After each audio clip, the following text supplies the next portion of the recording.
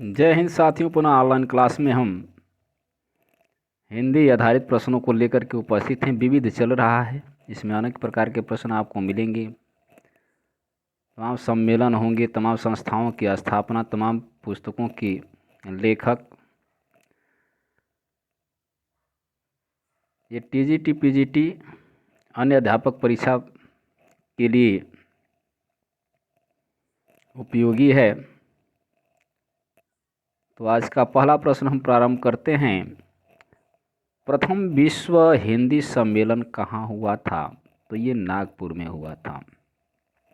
प्रथम विश्व हिंदी सम्मेलन 10-12 जनवरी 1975 को नागपुर, भारत में आयोजित किया गया था। जननाट्य मंच IPTA की स्थापना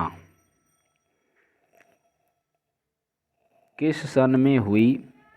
तो ये विवादित दिया है, तो इसका व्याख्या के अनुसार इसका हम लोग हल निकालेंगे। देख लीजिए यहाँ पर जननाट्य दिया है 1939, विकल्प दिया है 1949 दिया है 1959 दिया है 1969 दिया है। दिल्ली केंद्रीय विश्वविद्यालय परीक्षा में पूछा गया है। पीजीटी में विश्वविद्यालय ने सर विद्यालय है।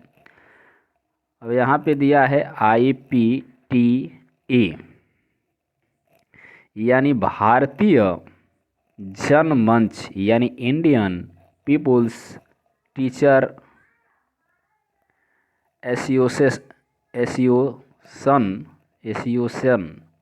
यानी IPTA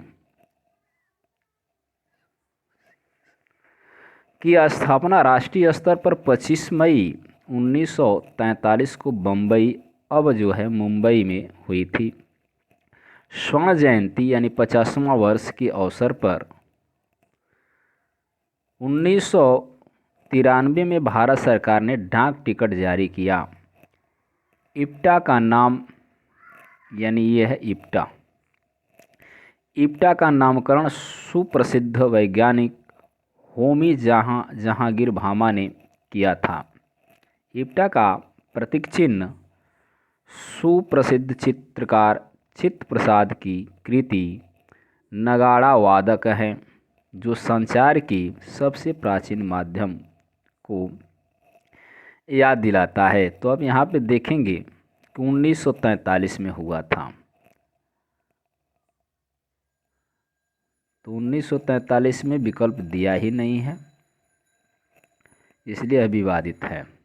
अगला प्रश्न है, सतसैया के दोहरे जो नावक के तीर, सतसैया के दोहरे जो नावक के तीर में नावक का क्या अर्थ है? ये भी विवादित दिया है। बहेलिया, नाविक, नाव का या नायक।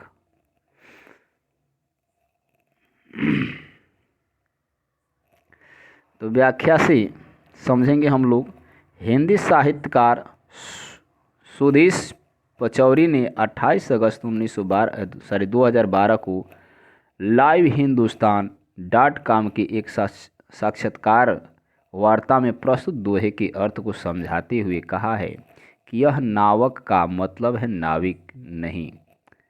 यहाँ नावक का मतलब नाविक नहीं है। नावक यानी तीरंदाज यानी छोटा सा तीर, घाव गंभीर, यहाँ यही काव्य कला है।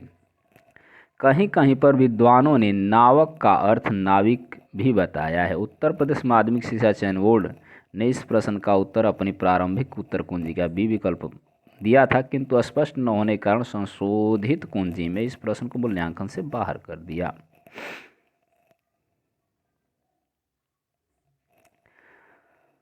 विश्वनाथ के अतिरिक्त किस आचार्य ने साहित्य शब्द को अपने ग्रंथ नाम से प्रस्तुत किया है? तो ये हैं रुय्यक। साहित्यिक शब्द का प्रयोग रुय्यक ने 11वीं शताब्दी में अपने दूसरे ग्रंथ साहित्य मीमांसा में साहित्य शब्द का प्रयोग किया था। तत्पश्चात 14वीं शताब्दी के विश्वनाथ ने प्रयोग किया। आचार्य भरत मुनि ने नाट्य में अभिप्राय को किस वेद से लिया है? तो ये लिया गया है यजुर्वेद से। किससे लिया गया है? यजुर्वेद से।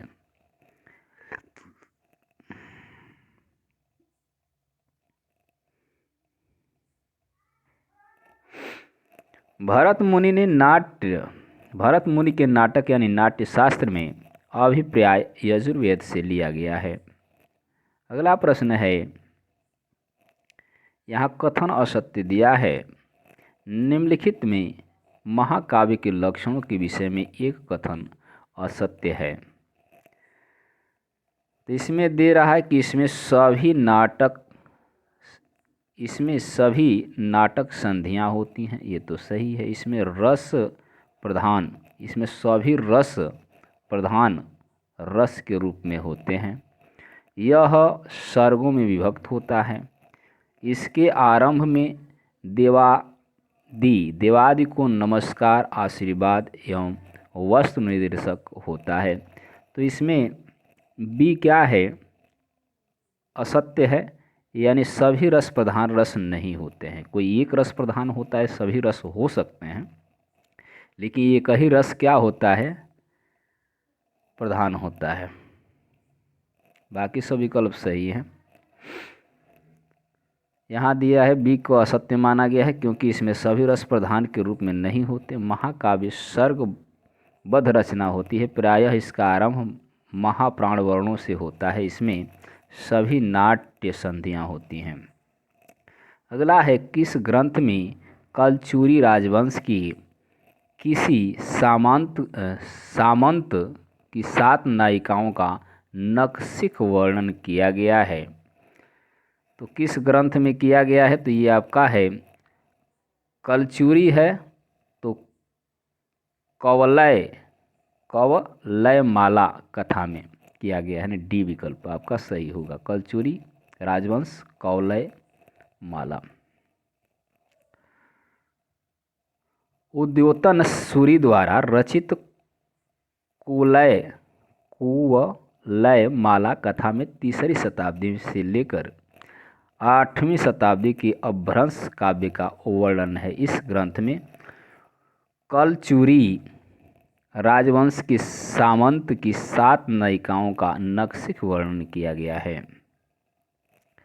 अगला प्रश्न है, संत साहित्य में प्रयुक्त बंकनाली का पर्याय निम्नांकित में से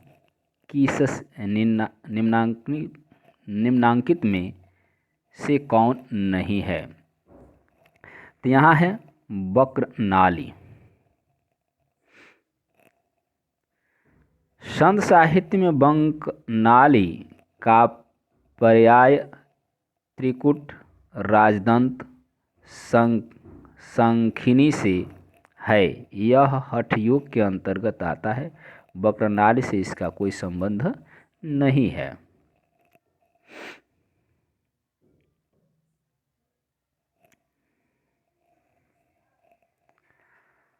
अगला प्रश्न है, the Nirgun school of the Hindi poetry इसमें से किसका शोध ग्रंथ है?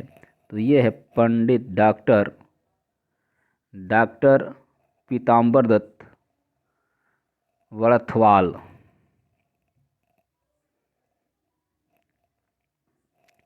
The Nirgun school of Hindi poetry doctor Pitambar Dutt Barthwal का शोध ग्रंथ है, जो अंग्रेजी भाषा में है। इसका हिंदी रूपांतरण हिंदी काव्य में निर्गुण संप्रदाय शीर्षक से प्रकाशित हुआ।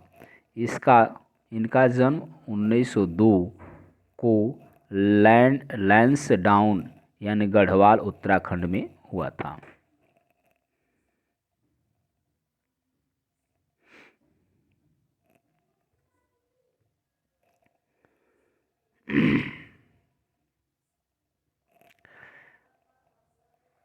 केंद्रीय अनुवाद ब्यूरो से संबंधित है। तो कौन संबंधित है? गृह मंत्रालय के राज्य भाषा विभाग, यानी बी विकल्प सही है।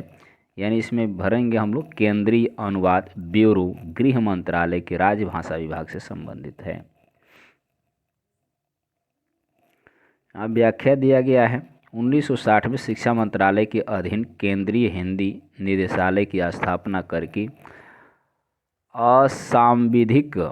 असांविधिक साहित्य की हिंदी अनुवाद का कार्य आरंभ किया गया, लेकिन राजभाषा हिंदी की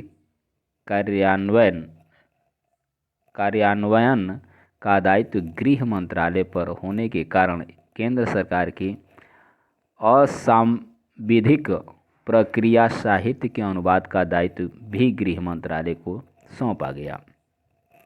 मार्च 1971 को गृह मंत्रालय के अधीन केंद्रीय अनुवाद ब्यूरो की स्थापना की गई और केंद्र सरकार के मंत्रालयों, विभागों, कार्यालयों, उपक्रमों आदि के असांविधिक प्रक्रिया साहित्य का अनुवाद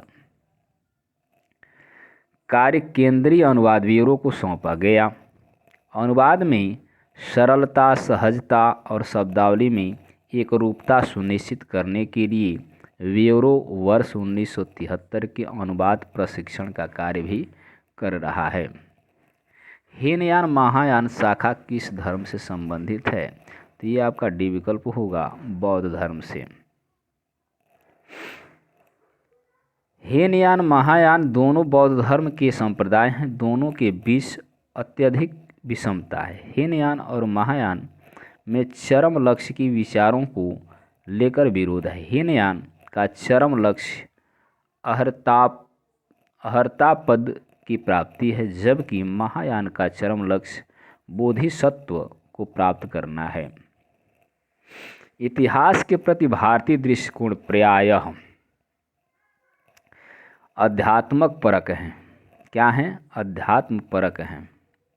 ये विकल्प आपका सही होगा। इतिहास के प्रति भारतीय दृष्टिकोण का प्रायः आदर्श मूलक एवं अध्यात्मवादी है, इसलिए उसमें भौतिक जगत की स्थूल घटनाओं में भी अध्यात्म तत्वों और प्रवृत्तियों के अनुसंधान की प्रवृत्ति रही है। भारतीय सभ्यता में प्रायः सामाजिक तत्वों की अपेक्षा चिरंतन मूल्यों को अधिक महत्व दिया जाता रहा है। अतः यहाँ प्राचीन इतिहासकारों ने अतीत की व्याख्या भी इसी दृष्टिकोण से की। सुरति के आशय हैं, तो सुरति का आशय है ध्यान। क्या है? ध्यान।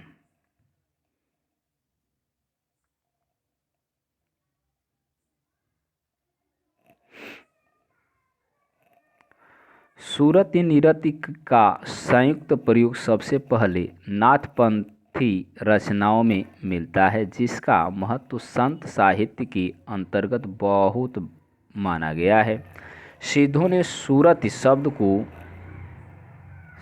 तो मिलता है, किंतु सुरति निरति दोनों शब्दों का अर्थ विकास सिद्ध साहित्य में उपलब्ध नहीं होता। डॉक्टर वर्थवाल सुरति शब्द की उत्पत्ति स्मृति शब्द से मानते हैं। आचार्य क्षितिज मोहन सेन ने सुरति का अर्थ प्रेम और निरति का वैराग्य माना है। हिंदी में सुरति के कई अर्थ यानी प्रेम, क्रीड़ा, स्मृति होते हैं।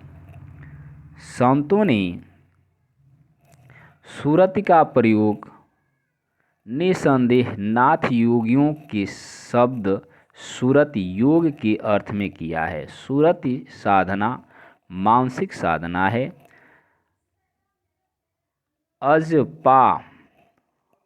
अजपा जाप है, लय योग्य है, यह ध्यान योग्य है।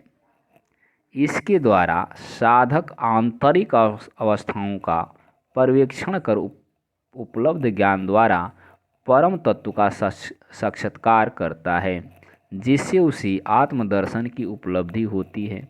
विद्वानों में सुरति शब्द पर पर्याप्त मतभेद है। कबीर ने के मतानुसार सुरति शब्द योग महारस का आस्वादन कराने का साधन है। गोरखवाणी में सुरति को साधन और निरति को सिद्धि कहा गया है। निरति का अर्थ वैराग्य प्रवृत्ति हो नहीं है। डॉक्टर राधिका प्रसाद त्रिपाठी ने सुरति का अर्थ ध्यान बताया है। हाँ, यहाँ प्रयोजन मूलक भाषा का प्रमुख संबंध किससे है? जीविकोपार्जन से है।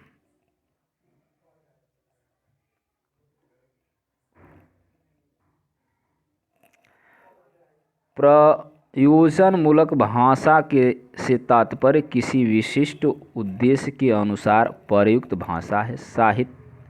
साहित्येतर मानक भाषा को ही प्रयोजन मूलक भाषा कहते हैं, जो विशेष भाषा समुदाय के समस्त जीवंत संदर्भ को निश्चित शब्दों और वाक्य संरचनाओं के द्वारा अभिव्यक्त करने में सक्षम हो। भाषिक उपादेयता एवं विशिष्टता का प्रतिपादक प्रयोजन मूलक भाषा से होता है। प्रयोजन मूलक भाषा रोजाना व्यवहार, दैनिक कामकाज आदि में प्रयुक्त होने वाली सामान्य बोलचाल भाषा से निश्चित ही भिन्न है, जिससे पढ़ाना वर्तमान युग की एक अनिवार्य आवश्यकता है।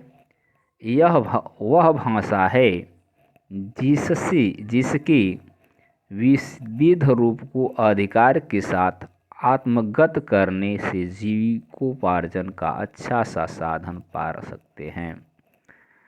अगला प्रश्न है, कला साहित्य कला की सहायता से हम लोक के विश्वरूपी जीवन को समझने का प्रयास प्राप्त करते हैं। यह कथन किसका है?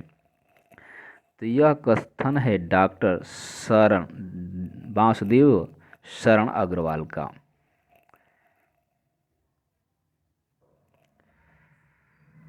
आगे इसका व्याख्या दिया गया है। डॉक्टर वासुदेव शरण अग्रवाल का कथन है कि कला की सहायता से हम लोक के विश्वरूपी जीवन को समझने का प्रयास प्राप्त करते हैं। ये हिंदी साहित्य में प्राचीन भारतीय संस्कृत एवं पुरातत्व को आधार बनाकर हिंदी निबंधों में अपने ज्ञान को अभिव्यक्त किए हैं।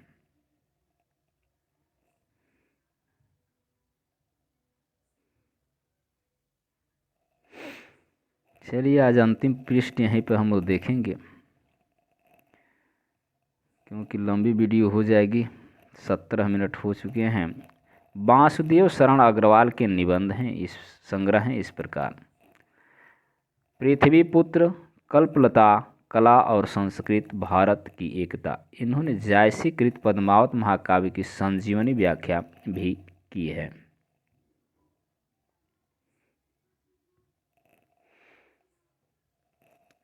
ईसुरी किस बोली के लोक कवि हैं? तो ये हैं बुंदेली। ईसुरी का जन्म उत्तर प्रदेश के झांसी जिले की मऊरानीपुर तहसील की मेढकी गांव में हुआ था। इनका पूरा नाम हरताल ईसुरी है। ईसुरी भारतेंदु युगनी कवि हैं जो फाग के लिए जाने जाते हैं, जिनकी भाषा बुंदेली है। इनमें से कौन सा प्रकार समालोचना का नहीं है? तो ये है आलोचनात्मक आलोचना, समालोचन का नहीं है। सैद्धांतिक आलोचना, निर्णयात्मक आलोचना, व्याख्यात्मक आलोचना, परिचयात्मक आलोचना, तुलनात्मक आलोचना, मनोवैज्ञानिक आलोचना, मार्क्सवादी आलोचना इत्यादि समालोचन के प्रकार हैं। आलोचनात्मक आलोचना और समालोचन का प्रकार नहीं है। संवेदनात्मक संज्ञान और ज्ञानात्मक संवेदन। संवेदनात्मक ज्ञान और ज्ञानात्मक संवेदन सूत्र के प्रयोक्ता हैं? तो ये हैं गजानन माधव मुक्ति।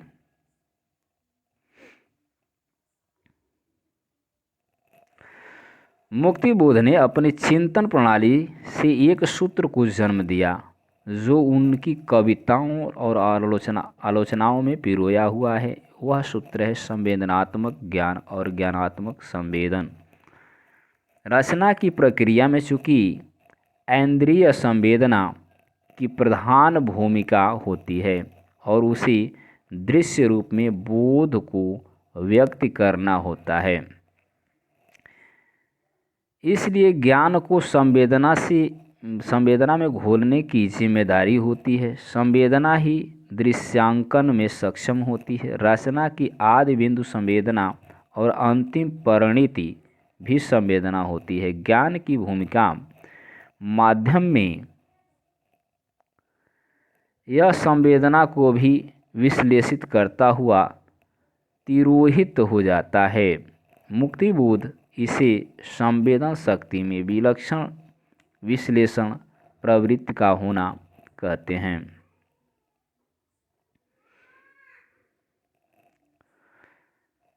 पुनः वही प्रश्न है, संवेदनात्मक और ज्ञानात्मक संवेदन सूत्र का प्रयोक्ता कौन है?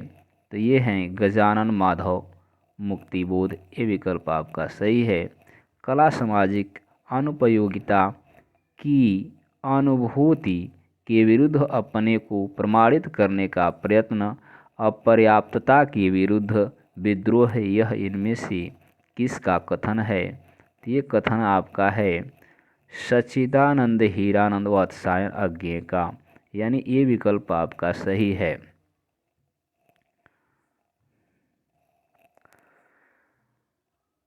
प्रयोगवादी कवि और आलोचक अज्ञेय का कथन है कि कला सामाजिक अनुपयोगिता की अनुभूति के विरुद्ध अपने को प्रमाणित करने का प्रयत्न, अपर्याप्तता के विरुद्ध विद्रोह है। अज्ञेय की साहित्यिक मान्यताएं, उनकी क्या क्या मान्यताएं हैं? साहित्य की प्रेरणा करने वाले मूल शक्ति साहित्यकार की एक आंतरिक व्यवस्था है। सच्ची कला कभी भी अनैतिक नहीं हो सकती। कला भी ज्ञान का एक प्रकार है, अर्थात सत्य की उपलब्धि का एक साधन है।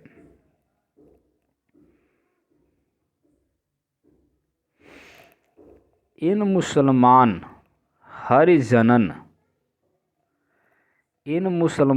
हरिजनन पर कोटि हिंदू वारिये, यह कथन किसका है? तो यह कथन है भारतेंदु हरिश्चंद्र का। रसखान का मूल नाम सैयद इब्राहिम था। वे वैष्णव धर्म के प्रति आसक्त होकर कृष्ण भक्ति में लीन हो गए। इसी परंपरा का पालन वाहिद और आलम ने भी किया। इन मुस्लिम हरिभक्तों के लिए भारतेंदु हरिश्चंद्र ने उपयुक्त उक्ति कही है।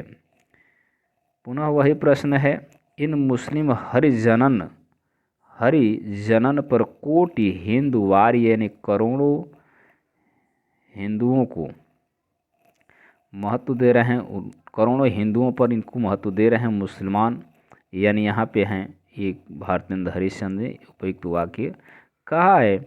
आज के लिए बस इतना ही। पुनः इसके आगे के प्रश्न लेकर के पृष्ठ नंबर 517 से हम लेकर के उपस्थित होंगे। तब तक के लिए धन्यवाद। वीडियो को लाइक, शेयर एवं चैनल को सब्सक्राइब करें, अधिक से अधिक लोगों तक पहुंचाएं। धन्यवाद।